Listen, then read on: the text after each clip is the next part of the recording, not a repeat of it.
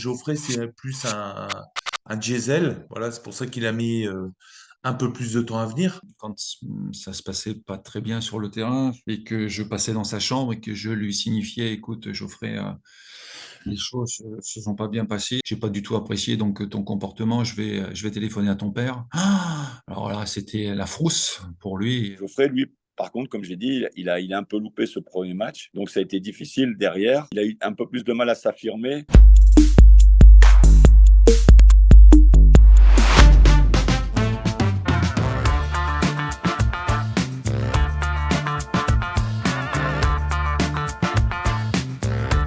Geoffrey est arrivé de la région parisienne, donc on l'intègre. Je crois qu'il avait 11-12 ans.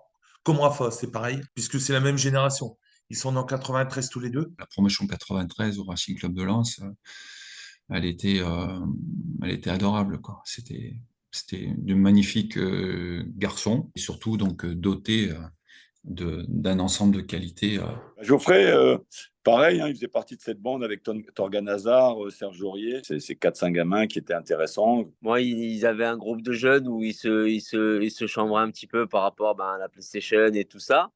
Mais sinon, voilà, pas méchant garçon, pas un jeune qui se la raconte, voilà, introverti et très discret sur le terrain au niveau du caractère. Son papa était très très présent, un ancien joueur donc de très bon niveau, d'une exigence et d'une dureté avec lui qui faisait que bon Geoffrey il se reposait jamais sur ses lauriers, hein. Il était toujours donc réactivé par le papa qui était un merveilleux accompagnateur pour moi parce que il se rangeait toujours derrière ma position et derrière mes conseils ou mes recommandations et c'était un papa qui a été facilitateur pour faire passer donc les messages et c'était très agréable pour moi. Quand ça se passait pas très bien sur le terrain, sur un jour particulier, et que je passais dans sa chambre et que je lui signifiais, écoute, Geoffrey, les choses se sont pas bien passées. J'ai pas du tout apprécié donc ton comportement. Je vais téléphoner à ton père. Ah, alors là, c'était la frousse pour lui.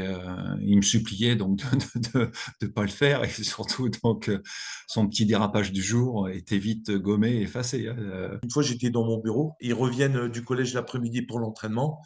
Et il vient me voir et il me dit, coach, j'ai un problème à mon genou.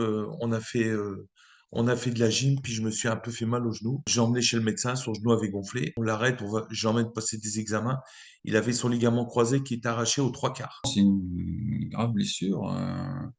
On est particulièrement pessimiste hein, au niveau du club hein, à cette époque-là. On a fallu prendre une décision de pas l'opérer, de l'immobiliser pendant 6 mois, de refaire une grosse rééducation, c'est ce qu'on a fait.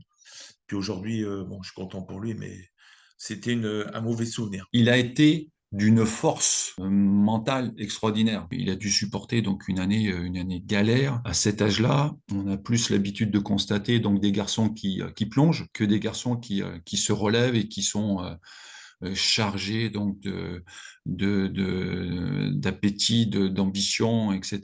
Et Geoffrey, ça a été ça. Le temps perdu, il a voulu le rattraper. Ça a constitué pour lui un déclic favorable. C'est un garçon qui est arrivé déjà assez athlétique. Moi, ce que j'aimais chez lui, c'était gérer cette façon de son pied gauche, de ne pas perdre la balle, de jouer en équipe. Il y avait déjà, pour son âge, je vous dis, une belle maturité. Je me rappelle que Jean-Louis Garcia m'avait parlé de lui et qui me disait qu'il était très fort et que c'était un fort potentiel du RC Lens. Et puis moi, mon premier entraînement, ouais, ben forcément, quand on voit le petit garçon qu'il était et que c'est devenu, ben, je me dis qu'il avait raison. On jouait avec un triangle au milieu et bon, pas de gauche.